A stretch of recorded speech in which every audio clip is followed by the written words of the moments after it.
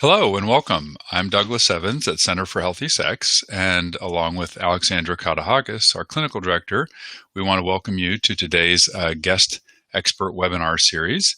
And today we're delighted to have Vanessa Carlisle with us. So thank you for joining us. And I just wanted to mention a little bit about what we do here at Center for Healthy Sex. We offer clinical services to men, women, couples with a wide variety of sexual concerns. Things spanning sexual dysfunction, desire differences amongst partners, treatment for sex and love addiction, the support for the trauma that partners of a sex or love addict experiences. We do that in individual, group, intensive, Skype coaching formats, and we're always available on our intake line to answer your questions and see if we can be a resource in any way. So thank you for your support of our services. For those who use them or refer to them, we greatly appreciate that. And another important part of our work is professional education and public education on sexual health. And we honor a wide variety of issues and concerns and topics. And that's one of the reasons we started the guest expert series, because we want to appeal outside of our center to provide new and interesting perspectives on what's going on in sexuality and sexual health in the world, and topics that may not reach you any other way. So we're so glad that you're joining us. Our other professional training events for local therapists include free CEU lectures each month, our annual 18-hour trainings. Our sex therapy training begins February 17. We have a couple spots open. If you're interested in that, you can call us about it, as well as Alex Katahakis speaks and lectures, as well as writes nationally. So feel free to reach out to us with anything we can do to help, and we greatly appreciate your support. Today, we are pleased to have Vanessa Carlisle speaking to us and presenting. Her topic today is called Understanding Sex Work and Human Trafficking. She's presented previously at our free CEU lecture series for therapists. You can find that video on our YouTube channel. If you just put in Center for Healthy Sex on YouTube, you can find all of our various events and videos. And she's a dynamic presenter with a lot of interesting ideas to share with you today. So just a little bit about Vanessa. She's a queer femme author, activist, speaker, radio host, and performer. And she's a sex workers' rights advocate with SWAP LA and has been working in the sex industries for 18 years. She also earned her PhD in creative writing from the University of Southern California, also with an emphasis in literature and gender studies. So she's very well-rounded and has a lot to share with you. She also co-teaches something called the Sensuality Wellness Workshop and other workshops that are focused on trauma recovery, sexual health, sexual communication, and self-care for social justice warriors. So Vanessa, thank you so much for being here with us today. Thank you to our audience for joining us, and we hope you all enjoy and learn a lot. Thank you. Thank you, Douglas. And thanks for everyone who's joining today, either right now at noon on Friday or later on watching this webinar. I'm really grateful for people who are interested in this conversation because of how complex the issues are. And that's actually one of the main points I'm going to be trying to get across today is that when you're thinking about sex work and human trafficking, that there's a range of experiences and a very complex set of laws and cultural beliefs and social behaviors that we're talking about when we talk about these things. So I want to first begin by just doing some basic defining of terms. And I'd like to invite you, the attendees, if you have any clarification questions, if I use a term you haven't heard before and I haven't defined it, or if you need some explanation of what something means, a clarification question is welcome at any time. You can enter that in the chat, and I will address it in real time. If you have a larger question or a bigger issue question, please save it for the Q&A at the end. I'm going to leave a good chunk of time for a little bit more interaction and conversation at the end. So I'll start by just defining some of the terms I'm going to be using. Sex work is a term that arose from the working population. It's a political designation in the sense that activists use it. It's a word that came from a sex working community. It was coined in, I think, 1973 or 1978 by Carol Lee, who has a book called Unrepentant Whore. Her work is all under the name Scarlet Harlot. But the term sex work is now a global term. It's used by sex worker rights organizations. It's used by individual workers. It has a robust life of its own, but it is not a term that's recognized in any way by law enforcement or by any governmental body. So this is important because trafficking is a very different issue that is about legal definitions at the federal and state level.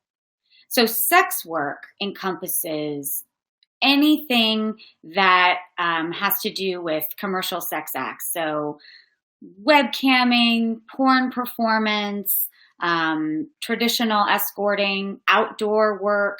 And one of the reasons why sex work is such a complex term is that because it refers to all of these different kinds of work, it doesn't necessarily capture the essence of any one worker's experience. In other words, I identify as a sex worker because I have been working in the industries for almost 20 years, but I've never done outdoor sex work. And a lot of people who do outdoor sex work are subject to much more difficult conditions, much more risk of violence, much more risk of violence at the hands of police. So we may use the term sex work to describe any of these behaviors from an activist perspective, but I want to be very clear that sex work from an individual perspective is going to be very, very different based on your personal risk factors. So prostitution is a very particular form of sex work that has a legal definition. It also has a cultural definition and cultural reasoning associated with it, right? But its legal definition in California, the definition of prostitution in California, is lewd acts in exchange for compensation. And this is one reason why understanding sex work, trafficking, prostitution laws, and the way that they function is so important for anyone who is working with someone who might be in this industry, because sex-positive people should be opposed to prostitution laws the way that they are on the books. It matters for a sex-positive community because lewd acts, as they are defined, is any act that's sexual in nature, which would be considered indecent or shocking to a reasonable person. So we all know that the differences in what is shocking or acceptable to many different reasonable people is not really something that you can define that easily, right? So to have prostitution be something that is defined in this way does mean that it's very confusing from a sex-positive perspective, because you want prostitution laws to protect women. I mean, ultimately, that's what we want them to do. But as they are on the books and as they are used in the state, they do not do so. And that is, I can make that claim in a very general way with a lot of data. Okay, so sex work, a political designation that comes from the sex working community. Prostitution, broad term that does have definitions at the state and local level as a legal term. And then we get to trafficking. So like prostitution, human trafficking is a crime on the books. It has legal definitions at both the federal and the state level. And I want to do a little bit of sort of history of how the term human trafficking came to us, what it is and how it's used now.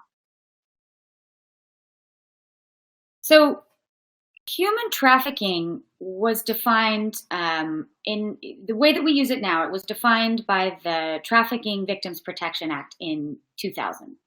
There have been a series of amendments and changes and updates, and the law is still occurring. The most recent update, I think, was in 2015.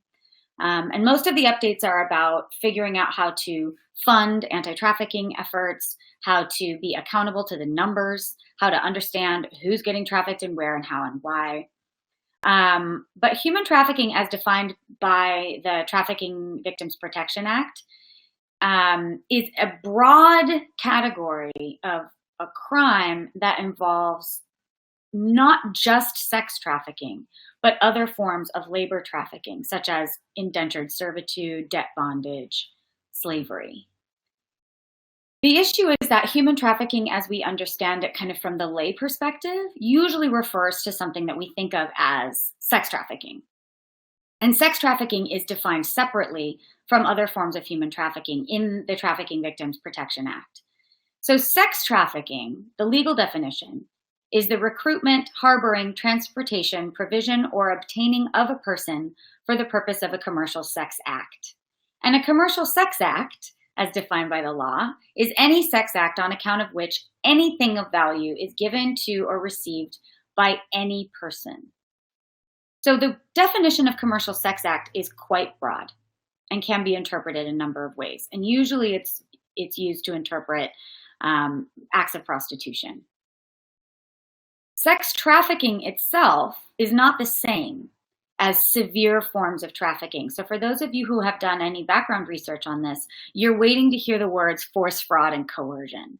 And those words are part of the definition of severe forms of trafficking.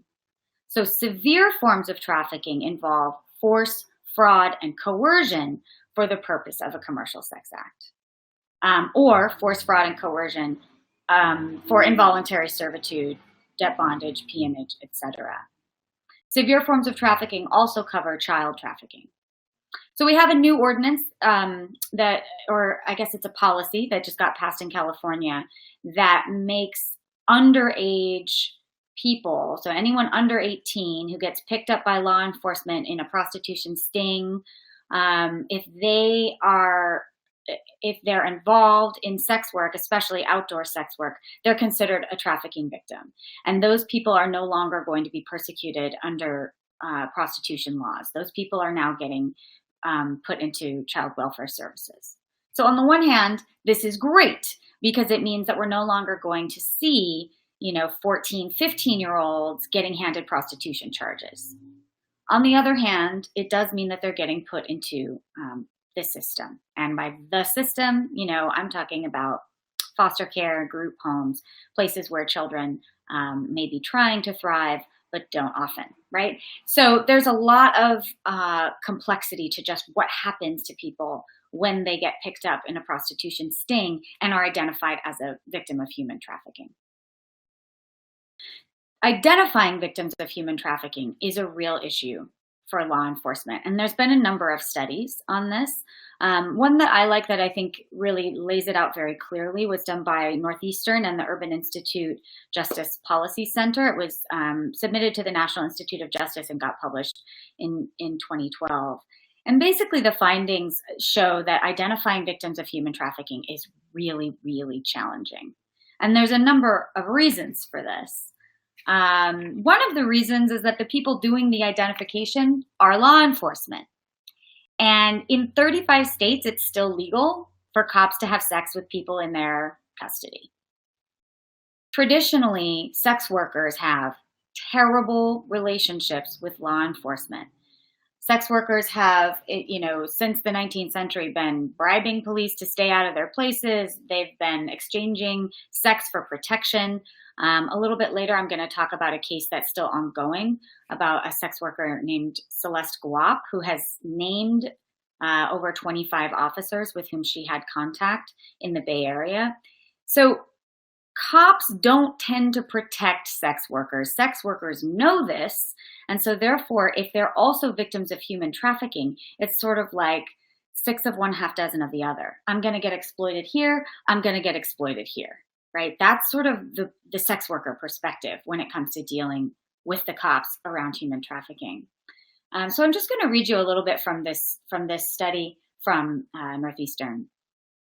So although in most criminal cases, police are alerted to the existence of the crime by either victims or witnesses affected by the crime, this type of reactive identification practice is much less effective in human trafficking cases.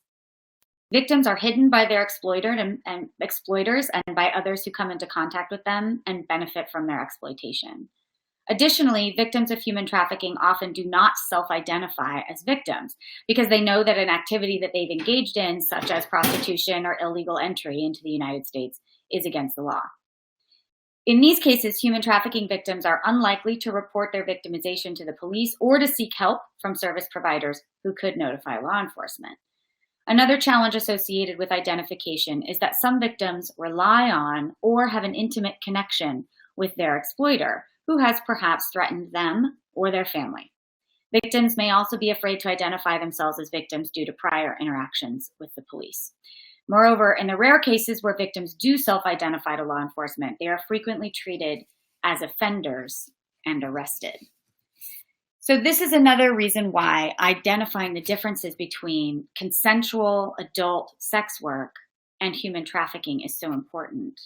When a worker self-identifies as somebody who has become a victim of human trafficking, it is actually very difficult to get law enforcement to take that seriously, still, even with the Trafficking Victims Protection Act in place. So what does it mean that we have laws at the local level that are municipal, that are about, the regulation of strip clubs and zoning laws and how we handle sexual commerce in our own municipality? Then we have the state laws that are about prostitution. And then we have the federal laws that cover trafficking. We also have state laws about trafficking. So for a sex worker who gets caught up in a sting or in any other kind of legal battle, these things can get very, very confusing. It's not always clear exactly what is about to happen if you're somebody who's been involved in a commercial sex act. And you can see why sex workers themselves would be very concerned about the way in which they are cast as either a criminal, in which case you are catching a case for prostitution or lewd acts, or a victim, in which case you are a victim of human trafficking, you get treated as such, and your only two options for existing at that point are to be hated or to be pitied. Neither one of those has a lot of room for growth, job training, celebrating the skills that you learned while you were doing the job, telling your story, especially if your story is a complex interaction of some victimization and some agented work. So when we talk about human trafficking, it is not all sex work. I'm hoping that everyone came with that assumption.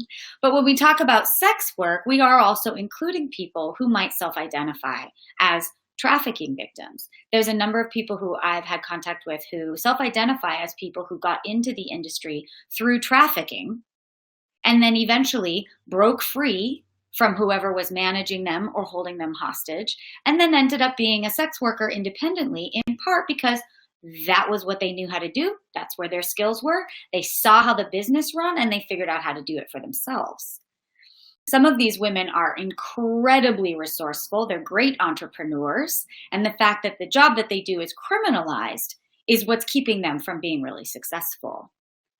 One of the major differences between people who identify as victims of human trafficking and people who self-identify as sex workers is often wanting to be able to have attention to trauma.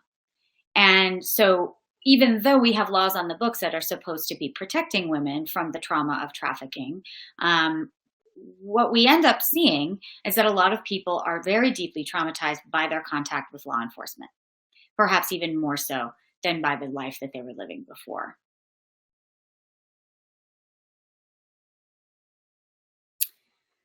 Okay, there is some good news. And the good news is that there is a global sex workers' rights movement that is aiming to address some of these issues from the perspective of the workers themselves. And again, if at any time you have questions about the terms I'm using, or you want to hear more about a specific issue because you didn't quite see how it connected, please do just enter the attendee chat there with your question, and I'll address you. And then I'm going to save some time at the end for some larger questions. The global sex workers' rights movement is a really, really interesting case in which we're seeing a marginalized population advocate for their own rights in a way that has a lot of self-determination, a lot of internal group self-support happening. And what I mean by that is that when you think about what the stigma is against people who work in the sex industry, just here in the US, you don't often see other activists clustering to support sex workers when sex workers are fighting for rights. So perhaps the Women's March was enormous Maybe we had 750,000 people in the street, but sex workers still felt like they had to fight for space to be there, because sex workers' rights is not yet totally part of the mainstream feminist movement in the US. It's not yet part of a sort of larger consciousness about what sorts of social change we need to see. However, sex workers' rights intersect with almost all of the major issues that are happening in social justice right now. And let's think about that. Sex workers are people who've been incarcerated, so there's overlap with prison policy and prison reform and prison abolition movements. Sex workers' rights are people who are mothers. A lot of sex workers are mothers, so we have interaction with all of the issues around social support for mothers and women with children. Sex workers are people who have been often out of the regular workforce for a good chunk of their adult lives. So we've got issues with employability, respectability politics, discrimination in the workplace. Sex workers are people who are fighting for adequate access to healthcare. It is really difficult for sex workers to get good healthcare. Talking to your doctor about what you do is really scary. Most of us don't do it. There are 2 clinics that I know of in the US that have sex worker specific care where people are trained. There are former sex workers who went to med school and then ended up opening a clinic. St. James Infirmary in the Bay Area has an incredible resource for sex workers and their partners. But there's 2 in the whole country. And that means that most sex workers are not receiving adequate health care because we can't be honest with our healthcare providers about what we go through and what's happening with our bodies. So that's just a few, right, of the social justice issues that other people are willing to cluster around. March for healthcare, march for women's rights, okay? But sex workers' rights, and people are like, I don't know about that. I'm not sure how I feel about sex work. And it's just like, it's happening. And there's people in the industry who have a lot going on, and everyone in the industry deserves their human rights. And actually, sex workers are some of the people in this country, because of the way criminalization functions, sex workers get treated the worst by police. They are exploited by police and raped by police all the time. We cannot have any reporting of crimes against us without risking arrest ourselves. So what would be the goals of a sex workers' rights movement? Well, globally, the goals are different. So we have sort of a large-scale global movement with the hope that we will have dignity, basic human rights, basic respect for sex workers. We can have some sort of large-scale common goals, but when it comes to the local issues, every place has different issues going on because municipal codes, state laws, federal laws, and in other countries, different municipalities have different laws going on. So sex workers are working both locally and globally to try to make connections with each other and also to try to change the way the laws function at home and to change the way the stigma operates and to change the way that we're treated at home. The global sex worker rights movement emphasizes service work as legitimate work. And so in many ways, it's a really feminist movement when we think about care labor, affective labor, emotional labor. These are terms that are part of a feminist agenda to get respect for what may be considered traditionally women's work, right? And so the sex worker rights movement is really emphasizing these things. And it's important to know that while the majority of the people who are rescued in human trafficking campaigns in these stings are women, a lot of the sex industry includes men, not just male workers, although there's a lot of male workers, but also the men who surround the actual acts of sex work, such as drivers, managers, agents, people who book the spaces. Some of these guys are super exploitive managers that you wish you didn't have. Some of them are really loving, wonderful allies who are there for you. The law treats them both the same. So sex workers are looking to change the way that we think about affective labor, emotional care labor, sexual labor, such that it's involved and included in a broader labor rights movement. There's some really incredible work going on globally. And at the end of this talk, there's going to be a slide with some resources on it, so you can check it out if you're interested in taking a look at this.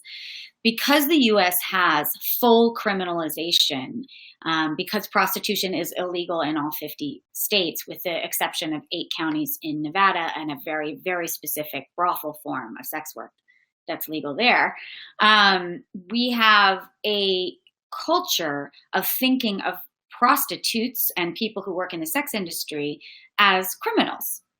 And so when we think about what that means and how we identify and define criminal, sex workers' rights movements really question a lot of that. The sex workers' rights movement is looking to say, okay, who's causing harm? Is someone who provides a sexual service for remuneration causing harm? What kind of harm? How do we think about that harm? And isn't it more important to go after somebody who is violently raping and imprisoning somebody? The Trafficking Victims Protection Act supposedly goes after these traffickers. But what we're seeing is that the emphasis on like international trafficking rings is that's actually not where the money is going. The money is going to joint operations here at home to do the same sorts of prostitution stings that have always been happening, that tend to round up workers, terrorize them, incarcerate them, and make it difficult for people to just make their living. One example of this is the recent stripper strikes in New Orleans. So there was a little piece about this on NPR, so I hope some of you have been exposed to this information. But this is a really interesting case where, under the guise, the name of a human trafficking sting, there was a joint operation with the NOLA police and a couple of federal agencies, and they went in and they shut down 8 clubs on Bourbon Street, 8 strip clubs, and they did not find any cases of human trafficking so far. So far as I know, the most recent reporting is they didn't actually rescue anybody, but they did arrest a number of people. They did cite a number of people. They did close down these businesses such that the women who are working there responded in protest. And there were huge marches down Bourbon Street with dancers saying, "Let us dance. It's Bourbon Street, not Sesame Street. This is our job, and we're doing our job." And because stripping is a legal form of sex work, they had that case to make about just let us do our job, right? But the human trafficking sting was the reason for the raid. So the conflation of sex work, consensual adult sex work, and human trafficking, which is a crime, that conflation is very confusing, and it makes it very difficult to read the news and understand what's happening. For the most part, contact with law enforcement is negative for sex workers, whether they're doing legal work or not, because of the way that the stigma functions. The case of Celeste Guap that I wanted to bring up earlier too, this is another area where we see like what the confusion is around what's trafficking and what's not. So Celeste Guap was a sex worker in the Bay Area. She is another one of these people who started as an underage worker, and so technically is a victim of child trafficking. She had a pimp for a while, then she was an independent worker, worked on her own, and she developed some relationships with a couple of police officers where she exchanged sex or attention. Sometimes she had dinner with them. Sometimes she cuddled in the back of the van. Sometimes she had sexual contact. She exchanged her time and attention for information. So she would hear from the police, don't go down working on that block tonight. It's a hot block tonight. Get your girls out of there. So she was getting information from the police about how to stay safe and exchanging her time and attention for that information. Well, eventually she got picked up. She's in the station and the police are like, "We're going to arrest you for prostitution." And she was like, "Wait a minute, I had a deal." And they were like, "No, you don't have a deal." And she was like, "Oh, well, fine. Then I'm going to name all of the people I've had contact with. Because if you're not protecting me, I'm not protecting you. And her courage to stand up and say, I have had contact with officers from Richmond, San Francisco, Oakland, all of these different cities, and they've been giving me information, that caused this, enormous reverberation. There's a lot of coverage on KCAL 9 if you look it up. There's a moment in the reporting where there's a turn, and she's not considered an underage child victim of trafficking. She's considered the woman at the center of a sex scandal. So all of these different terms are used for her, and it's not quite clear. Are we thinking of her as a victim? Are we thinking of her as a criminal? She herself did not want to identify as a trafficking victim. She fired the lawyer who wanted her to identify as a trafficking victim. So the confusion around who is a victim and who gets to decide who is a victim is a major legal confusion. Self-identifying is not the name of the game right now. You get identified as a victim per law enforcement. You don't get to decide whether you're a victim or not. But of course, think about it. If you're a sex worker and you get caught up and your options are get prosecuted for prostitution or identify as a trafficking victim and get services, which are you going to do? And therefore, how are the numbers about human trafficking cases getting recorded? It's a mess. It's a mess. And that's why the global sex workers' rights movement is advocating for decriminalization. So let's talk about what that means. There are a number of ways to regulate sex economies. I'm going to talk about 3 of them in a kind of broad way. So in the US, we have full criminalization. And by full, I mean the sex worker is a criminal, the John is a criminal, and anyone associated with sex work is considered a criminal. And depending on the circumstances, you can be considered a trafficker. So somebody who is transporting you for the sake of doing prostitution, like I said, could just be your buddy who drives you, which is great. So nice when you have a driver. That person can get prosecuted for trafficking the same way that somebody who kidnapped you for the purposes of a commercial sex act can get prosecuted for trafficking. Full criminalization makes everybody afraid. It makes the entire industry a difficult one to navigate. When we have acts like SESTA, which is it's garnering more and more votes in Congress right now.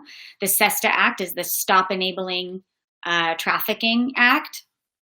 Stop Enabling Sex Trafficking Act. That's what that other S is. And this act is designed to make websites that host sexual content, it's designed to make them liable for trafficking that might occur due to their sites. So this has come from the attention to Craigslist, the attention to Backpage, the attention to rentboy.com, myredbook.com, eros.com. These were all websites where sex workers and escorts, rent boys, whatever you want to call them, where sex workers could post advertisements and or get their clients. The internet has made it a lot easier for people to be independent sex workers, and there's a lot less pimping going on in the country now because of the way that sex workers can manage and run their own businesses by going online. So what happens when the Fed, because it's the Feds, a lot of it, it's a federal task force that does this. They come in, they get all of the records from Backpage or Craigslist or any of these places. What happens when they do that is the sites get scared, of course. They shut down their adult ads, and the sex workers have to find some other place to advertise or some other way to get clients.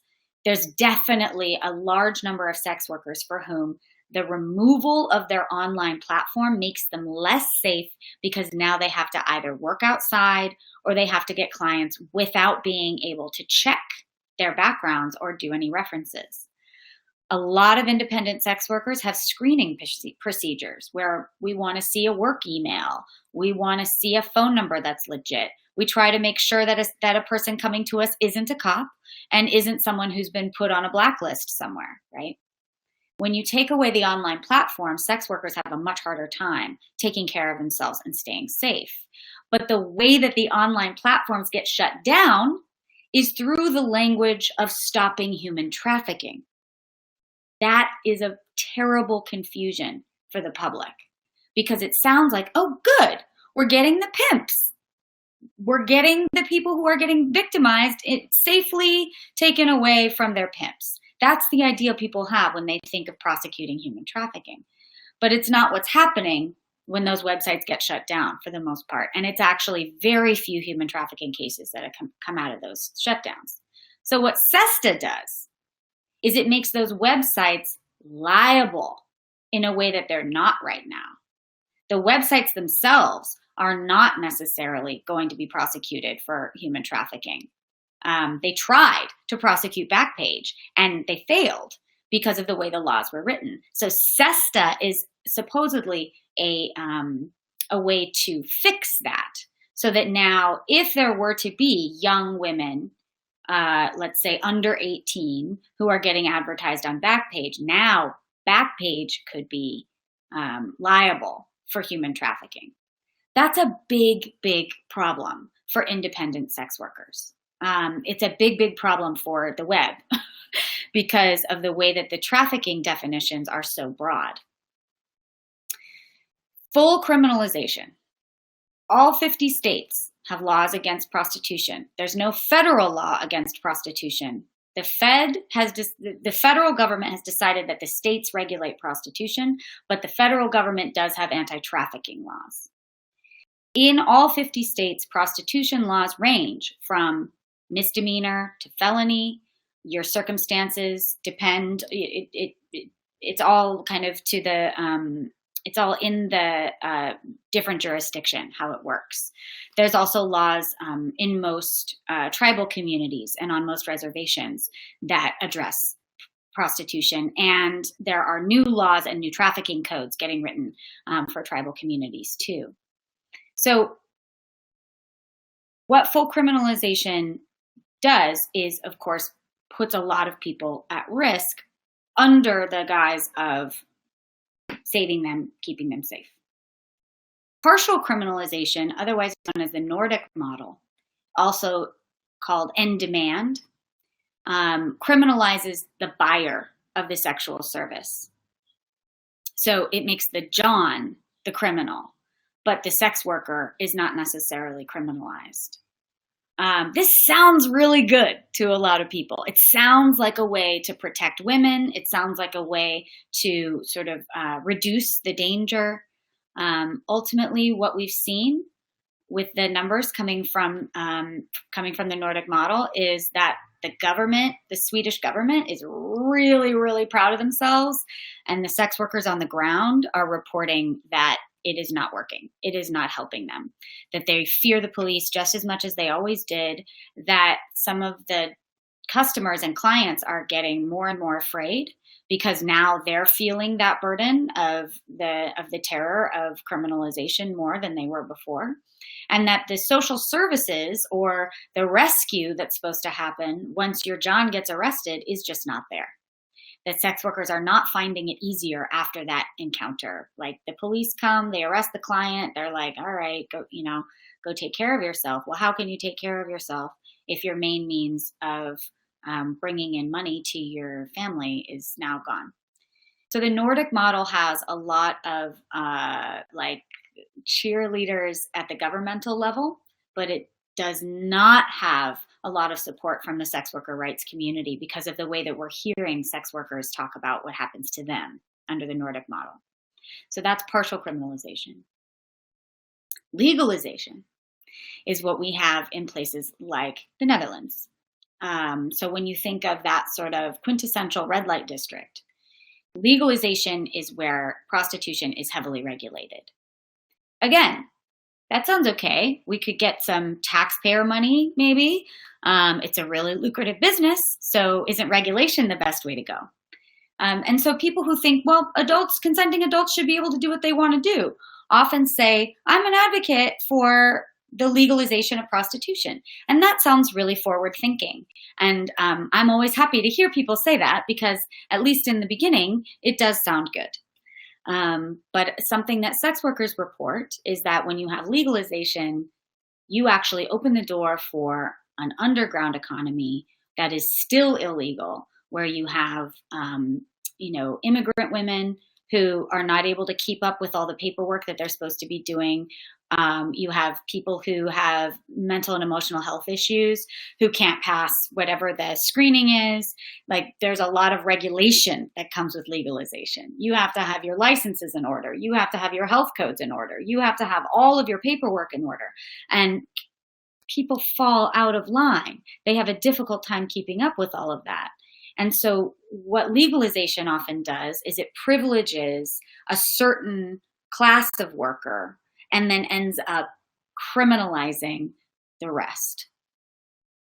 That is why sex worker rights movements globally are advocating for decriminalization. And we have the backing of the ACLU, Amnesty International, the World Health Organization. We've had a number of studies that have come out now that show that decriminalization is actually the way to go for sex work. If you decriminalize, you simply remove the criminal penalties. You don't add more regulation. You remove the criminal penalties from the Commercial Sex Act. You still have the crimes of kidnapping, the crime of rape, the crime of assault. All of those things are still crimes. And if they happen, sex workers are able to report them under a decriminalization regime because they're not going to be considered a criminal when they go into the police station. So decriminalization tends to be the thing that is the safest for sex workers and offers them the greatest voice. And it's the only way of regulating prostitution and sex work that has involved sex worker voices that we know of. Broad strokes. Okay. Decriminalization does not undermine efforts to combat human trafficking. And this is the thing that is most important to remember, is that trafficking, the actual crime of trafficking, is a terrible thing that does happen. I'm not here to say it doesn't, but I am here to say that the decriminalization of sex work would actually aid in the prosecution of human traffickers. Because when sex workers are free to come forward and speak about their experiences, they are the best people to tell law enforcement what they're seeing. If you work at a strip club and there's 30 dancers on the floor and 2 of them are people who you think might be getting trafficked, who knows about that? The other dancers do. Right now, those people can't come forward. So we have to think of decriminalization as the sort of way forward if we're going to honor the concept of workers' rights, labor rights, listening to marginalized populations about what they need and want.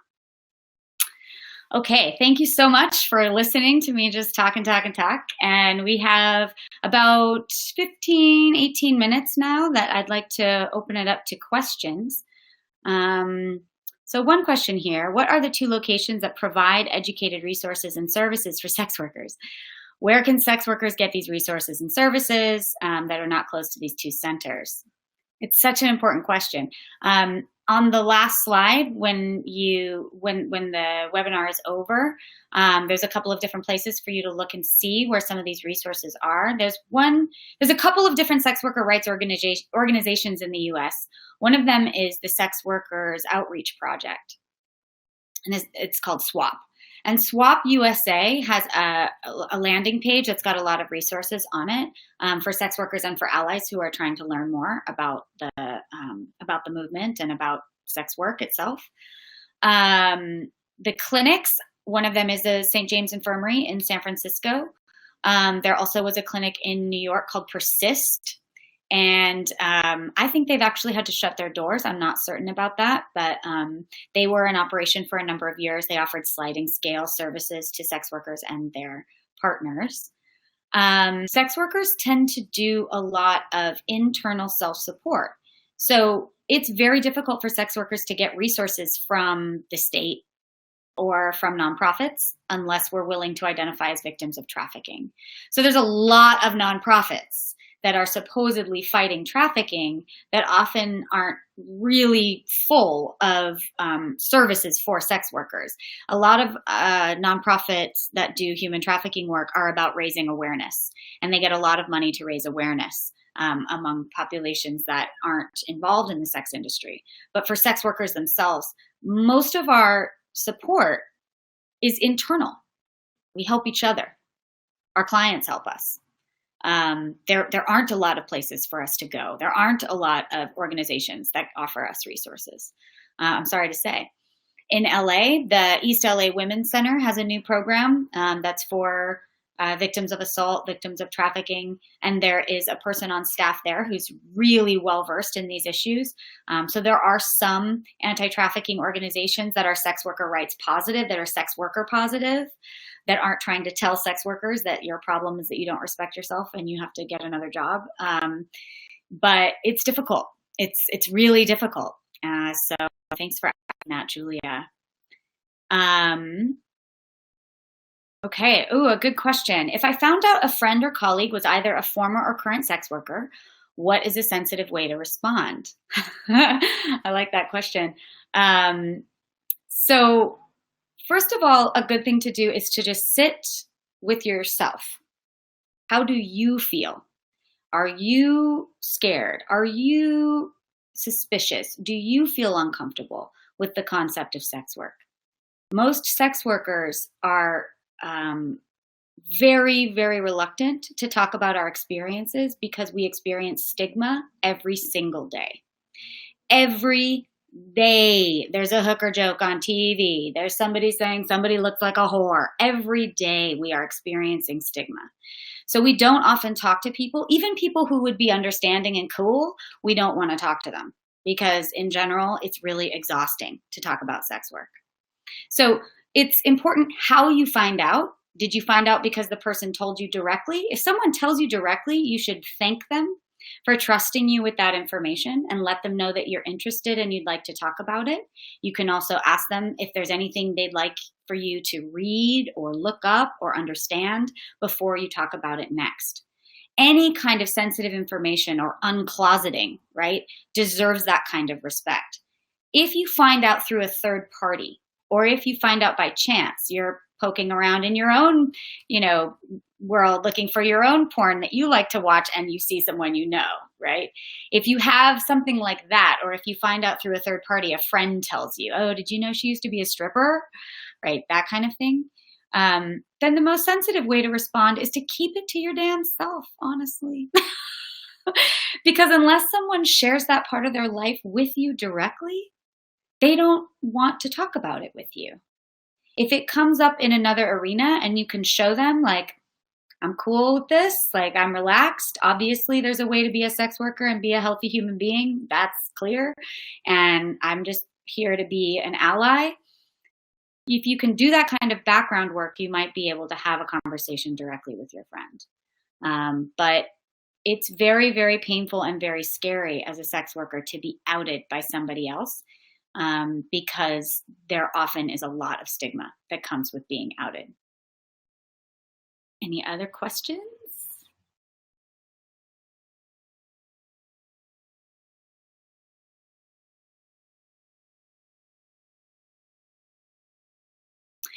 Okay, well, I'll just keep talking until you ask more questions.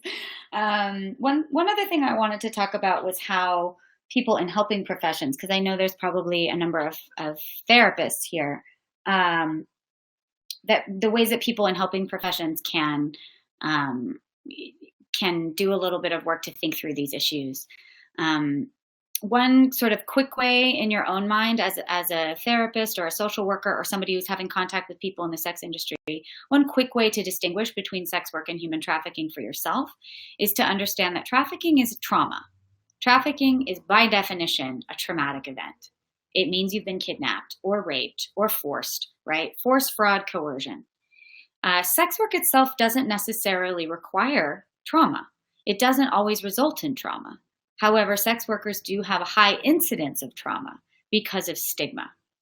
but the trauma isn't embedded in the work necessarily. And so being able to think of your clients as people who may or may not present with trauma due to their sex work is an important sort of opening for sex workers to be honest about their own experience and to be able to share with you what's going on with them. A human trafficking victim, especially if they have self-identified as a victim, they are talking about trauma, period. The name of the East LA agency, again, okay, so the East Los Angeles Women's Center does have a program going on right now that is to aid victims of trafficking and assault victims. What was the name of the book you mentioned at the beginning of the meeting? I'm not sure I remember what book I mentioned. I did cite a study. I can tell you about that. This study was done by Northeastern University and the Urban Institute Justice Policy Center. The study is called Identifying Challenges to Improve the Investigation and Prosecution of State and Local Human Trafficking Cases. The executive summary of that article is online. A book that defines sex work. There's a number of really good resources out there for understanding the sex worker rights movement and the definition of sex work. I was talking about Scarlet Harlot. So Scarlet Harlot has a book called Unrepentant Whore, and that was published in the 90s. It's not a super recent book. There's a couple of other really good books that I would recommend. To Live Freely in This World by Chi Mbako is a book about the global sex worker rights movement that focuses on what's happening in Africa. There's some amazing work going on in the African sex worker rights movement. That book has an introduction that has a lot of the information that I've given you here today in a more global perspective. There's a book called Sex Workers Unite, and that book's by Melinda Shadover, and that book is a history of the sex worker rights movement in the U.S. That's really good. Let's see, what else is recent? There's a book called Playing the Whore by Melissa Gira Grant that sort of goes into the work of sex work when we talk about how it is work, what the labor is. And let's see, a book I really like is an anthology by Jill Nagel called Whores and Other Feminists. That book is also from the 90s. It's a great book. It's got a number of different perspectives. And Elizabeth Bernstein's book, Temporarily Yours. There's a sort of radical strain of sociology going on right now, that sex worker rights perspective sociology. That's really cool. What's the perspective from sex workers about the perpetuation of sex addiction? I'm not sure exactly what this question is asking me, and I don't want to make too many assumptions because from the perspective of sex workers, we definitely see people who seem to be in the throes of addictive behaviors. Sex workers, and I'm going to speak pretty anecdotally now, that when sex workers gather and we talk about clients, we often talk about sort of the problematic clients, the clients that are full of demands or want to see you a whole lot for 3 months and then disappear. And, we definitely see disordered and problematic behaviors coming from our clients. But that's not necessarily the majority of who our clients are. And when I think about the way that sex workers are involved in someone else's problematic behavior, for the most part, I'm considering the sex worker's health more than I'm considering the person with the problematic behavior. Like, their responsibility to take care of their own problematic behavior does not end when they're in the room with a sex worker. It doesn't suddenly become the sex worker's responsibility to take care of their addiction or to not enable their addiction. We don't necessarily know who's acting out of addiction and who isn't. We don't know necessarily who's acting out and who is, doing self-care. So I think the perspective that I would offer is just that people who engage sex workers as part of their acting out are about as dangerous to us as they are to the rest of you. I've been a straight male escort for many years and I love my career. However, I struggle with telling people what I do for a living. Do you have any suggestions for sex workers describing their careers? Yeah, it's so tough, right? Because as soon as you let people know that you're an escort, or as soon as you tell people that you are doing this work, for the most part, what they have are stereotypes and stigma and TV and movies to reference. And most people aren't very good at saying, I don't think I've ever talked to someone in the sex industry before. Let me just think about my own assumptions for a second before we keep going. But that's the ideal, is that you would get someone who can do that. So my suggestions for talking about your own career when you're doing it is to always have sex worker friends to check with. Sex workers need to be able to contact each other and stay in contact with each other, because we need to be able to support each other and help each other figure out how we are presenting ourselves and how to handle it when we tell someone that, when we come out of the closet and then we get treated badly. So I would say maybe write down what you like about what you do, how it's been beneficial to you or makes you happy. And just, make sure you have that really clear for yourself, why I love escorting. And then do a little bit of work to just be proud, have that courage to talk about it. And then make sure you have a couple sex worker friends you can talk to afterward if it doesn't go well. Okay, so we're returning to the question of sex addiction. Sex can be a drug. How do you know if they are using it as an addiction and sex workers are exploiting it? Again, I'm just a little bit unclear about this, because any pleasurable activity can be used as can be abused, right? Any pleasurable activity can be abused. Obviously, sex is one of these things. I don't consider sex workers to be the people who are exploiting the pleasure of sex itself. And I think for the most part, what sex workers are doing are trying to create adult contracts that are beneficial to them and their clients, that are sustainable, and that cause no harm. In my experience, that's what most sex workers are doing.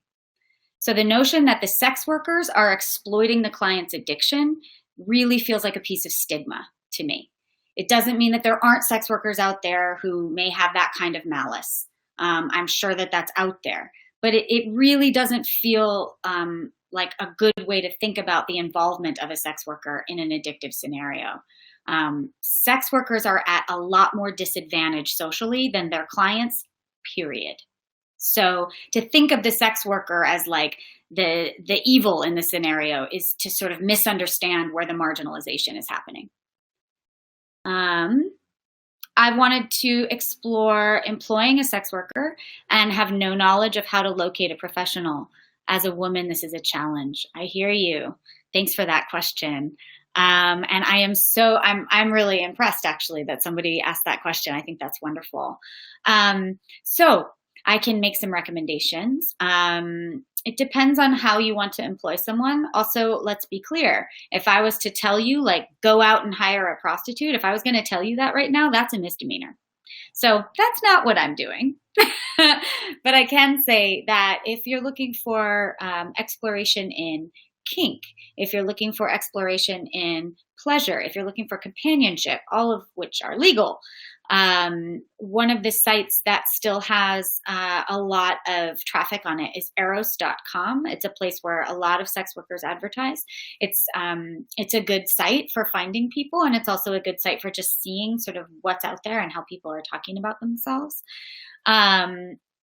People tend to be pretty clear on those sites about what sorts of services they offer and what they don't. And it also can be tricky. Sometimes you feel like you really want to meet someone in person first. Sometimes you feel like, it feels weird to respond to an ad. So it can be difficult. If you're a client who's looking to kind of like get your feet wet, it can be a little bit difficult at first. But there's someone out there for you. I'll put it that way. There's someone out there for you. Okay. Any other questions? I know we're going to need to wrap up in a minute here.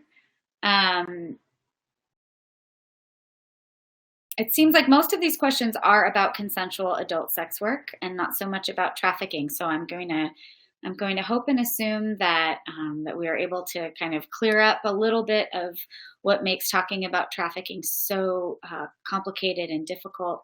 And I do hope that for those of you who are really interested in these issues, that as you read your media and as you look through what's going on in the ways that we're getting reports about sex work and human trafficking, that you're able to do a little bit more critical work on those things, and that you're able to see through some of the rhetoric and understand that the sex worker perspective is largely ignored in our mainstream media, and that we're not actually hearing from the people who are supposedly getting rescued that often. And when we do, sometimes they really are rescued, and sometimes they're not. So thank you very much for listening today.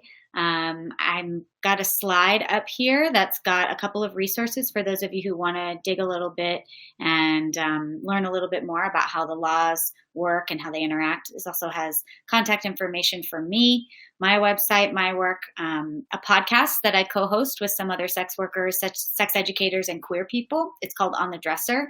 A lot of these issues get covered on that podcast in a really fun way. So please join us on The Dresser.